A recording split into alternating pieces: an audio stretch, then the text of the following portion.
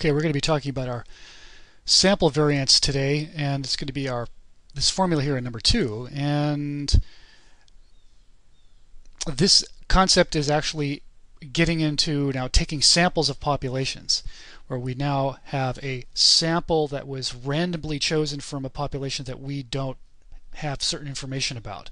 And typically what we don't know is we don't know what mu is, and we don't know what sigma squared is. And you'll see in the two formulas between 1 and 2 we have differences. We have an x bar over here, we have a mu here, we're dividing by n minus 1 rather than an n. One's capital, one's not. And we're calling it an s squared instead of a sigma squared. But the overall structure of the formula is very similar. In fact, it is almost identical. Probably the best way to move forward would be just to go ahead and just choose 4 numbers. So these are going to be 4 numbers, the 4 values that have been randomly chosen from a population. Okay, so I'm going to quickly write these down. 4 numbers, just like before. Sticking with 4, it's a small sample. It would be considered a small sample here, and we would want to get the sample if we're in a situation where we want to get the sample variance, then we would go ahead and use the formula that we see here in this number 2. So we would proceed just like we had done before, and just some notation here. X bar is now our sample mean, and we're calling it a sample mean because it's a sample from a population. So mu is unknown. Typically it's unknown. Most of the time it's unknown. Okay, again, mu is the mean of the population. We want to know something about this. And so our best estimator of what that might be would be our sample mean.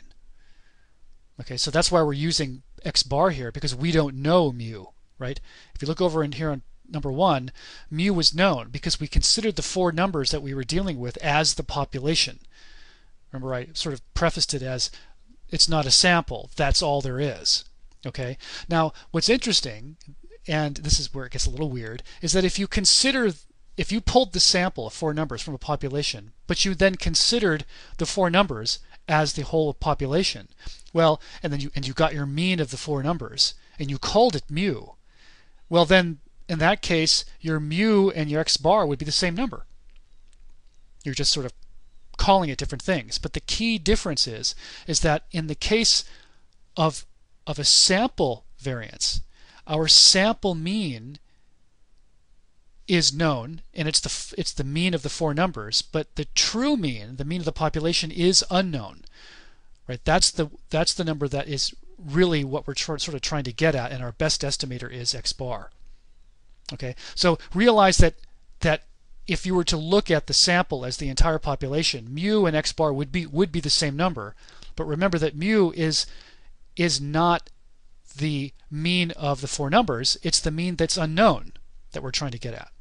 Okay, so we can go through the same process just like we did before and get the mean of these 4 numbers. So we want to get x bar. This is what we're going to try to get. And so we would just go through and we do the same thing. Getting means, of course, is nothing new to you, so we can go ahead and get that relatively easily. Dividing through by 4. And I end up getting a 5.7. So that's our x bar.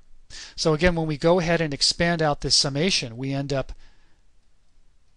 again, my first video actually goes over this a little better than what I'm doing now. So if you're looking at this one first, go back and look at my first one. And so we have a 5.7 as our mean, so we're going to throw that in.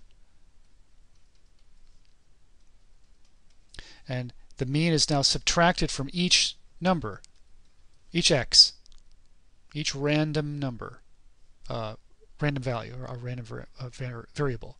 6.2 and 5.5.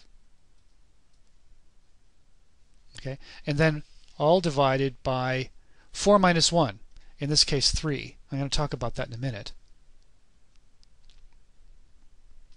And in this particular case, what I get this in advance, I end up getting 0.313 as our s squared.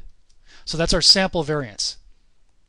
Now let's look at, we divided through by 3 instead of 4, Why are we dividing through by n minus 1?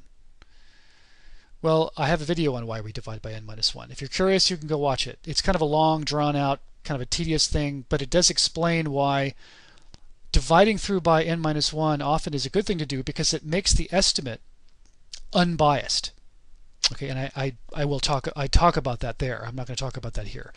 In this particular video, I just want to get across the concept of a sample variance, because now what we're dealing with in sample variance is that we're taking samples from a population that is unknown.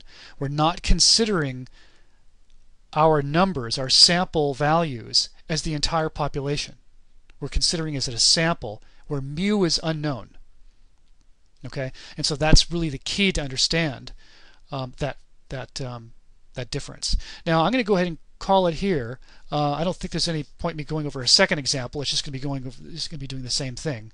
In my last installment on variance, I'm going to be talking about the variance in number 3, a population variance that deals with, you have to have expected value and the concept of random variables under your belt to get that and to understand it.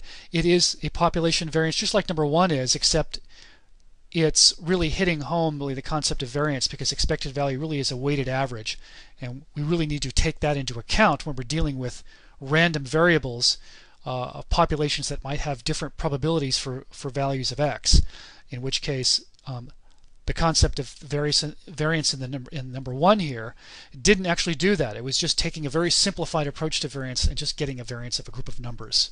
Okay, so hope to see you in a future video of mine, and have fun.